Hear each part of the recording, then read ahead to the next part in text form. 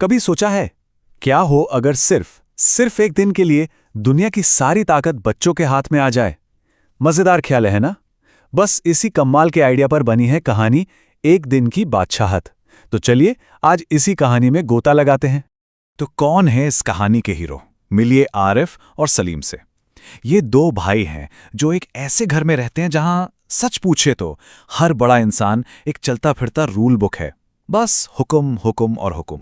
तो ये घर नियमों से भरा हुआ है। मतलब आप सोचिए, आरिफ और सलीम के लिए सुबह आंख खुलने से लेकर रात को सोने तक बस ये मत करो वो मत करो की एक लंबी लिस्ट तैयार रहती है। कैसी थी उनकी दुनिया? चलिए एक नजर डालते हैं। अब आप अंदाजा लगाइए कि दिन भर क्या क्या सुनने को मिलता होगा। मान लीजिए बच्चे दोस्तों के साथ बैठकर जरा कव्वाली गाने लगे, तभी अम्मी की आवाज गूंजती है, चलो फौरन सो जाओ। या सुबह सुबह मीठे मीठे सपने आ रहे हैं, शायद आइसक्रीम खाने के, और तभी आपा यानी बड़ी बहन आके झिंझोड़ देती हैं, जल्दी उठो स्कूल का वक्त हो गया है। और बेचारा आरिफ अगर कभी गुनगुनाने की कोशिश भी करे तो भाईजान का पारा चढ़ जाता था, जो बोता नहीं हर वक्त मेंढक की तरह टर्राया जाता है। बस हो गया गाना बजाना। और हद तो तब हो जाती थी जब दादी चीखती, हाय मेरा तो दिमाग फटा जा रहा है शोर के मारे, जरा इन बच्चों को बाहर हाँक दे। मतलब उन्हें ऐसा लगता था जैसे वो घर में कोई सही काम कर ही नहीं सकते। आरिफ और सलीम को लगने लगा था कि भाई इस घर में उनके तो कोई अधिकार कोई हक है ही नहीं, और बस इसी एहसास से जन्म हुआ एक जबरदस्त प्लान का। तो रोज रोज की इन पाबंदियों से तंग आकर दोनों भाइयों ने एक ऐसा प्लान बनाया, एक ऐसी तरकीब निकाली जो घर का नक्शा ही बदलने वाली थी। दोनों भाई सीधे पहुंचे अब्बा के पास और एक दरख्वास्त पेश की। एक ऐसी दरख्वास्त जिसे सुनकर कोई भी चौंक जाए। उन्होंने कहा, एक दिन के लिए हमें बड़ों वाले सारे अधिकार दे दीजिए और सारे बड़े बच्चे बन जाएं। अम्मी ने तो सुनते ही साफ साफ मना कर दिया, बिल्कुल नहीं।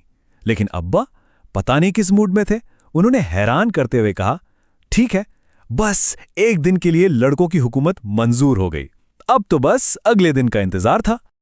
और फिर वो दिन आ ही गया, वो दिन जब पासा पलटने वाला था।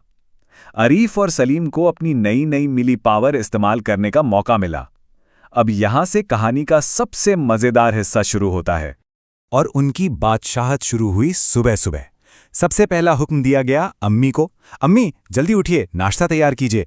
बिल्कुल उसी अंदाज में जैसे रोज उन्हें जगाया जाता था। और बात यही नहीं रुकी, अरे उन्होंने तो घर की सबसे बड़ी यानी अपनी दादी को भी नहीं बख्शा। दादी बेचारी सुबह सुबह बादाम का हरीरा पी रही थीं कि लड़कों ने उन्हें रोक दिया, बोले पेट फट जाएगा आपका, बस कीजिए। नाश्ते की टेबल पर भी नजारा बदला हुआ था। लड़कों ने फरमान जारी किया कि अंडे और मक्खन तो वो खाएंगे, और बड़ों के लिए उनके लिए था दलिया और दूध बिस्कुट, हिसाब बराबर। और फिर सलीम ने तो कमाल ही कर दिया। उसने अम्मी को ठीक उन्हीं के अंदाज में टोका, बोला देखिए तो पान खाने से दांत कितने गंदे हो रहे हैं, जाइए फिर से ब्रश करके आइए। ये एक ऐसा पल था जब डांट में भी सबको हंसी आ गई। अब बारी थी अब्बा की, उनकी भी हूबहू नकल उतारी गई। अरे अपने मैले कपड़े तो देखिए। फिर 10 बज गए, ऑफिस नहीं जाना क्या? और जब अब्बा ने कुछ पैसे मांगे तो जवाब मिला, 5 रुपए का क्या होगा? अब्बा के पास कोई जवाब ही नहीं था। इसके बाद आया एक और शाही फरमान, सीधा खानसामे के लिए। आज का मेन्यू, गुलाब जामुन, गाजर का हलवा और मीठे चावल। ये सुनकर अम्मी हैरान हो गईं, बोली अरे लेकिन मिठाई से रोटी कैसे खाई जाएगी? और लड़कों का जवाब एकदम हाजिर और सटीक था। उन्होंने कहा, वैसे ही जैसे हम रोज सिर्फ मिर्चों के सालन से खाते हैं। क्या जवाब था? इस हुकूमत की चपेट में सब आए, कोई नहीं बचा। भाईजान का फिल्म देखने का प्लान कैंसल। आपा ने जो भारी भरकम साड़ी पहनी थी उसे भी बदलवाकर एक सादी सफेद साड़ी पहनने का हुक्म दे दिया गया। तो ये एक दिन की बादशाहत तो खत्म हो गई। पर अब सवाल यह है कि अगली सुबह क्या हुआ?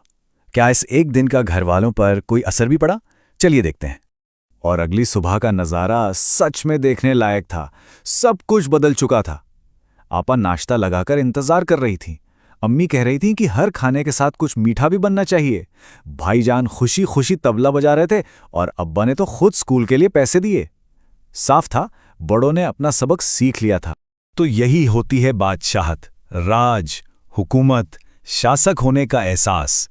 और सिर्फ एक दिन के लिए ही सही, आरिफ और सलीम अपने घर के असली बादशाह थे। तो ये मज़ेदार कहानी असल में हमें एक बहुत गहरी बात सिखाती है ना? कि कभी-कभी किसी और के जूते में पैर डालकर देखना कितना ज़रूरी है। जब हम दुनिया को किसी और की नज़रों से देखते हैं तो सब कुछ समझ आने लगता है। शायद यही इस कहानी का सबसे बड़ा सबक है। तो चलिए, आज के लिए बस इतना ही।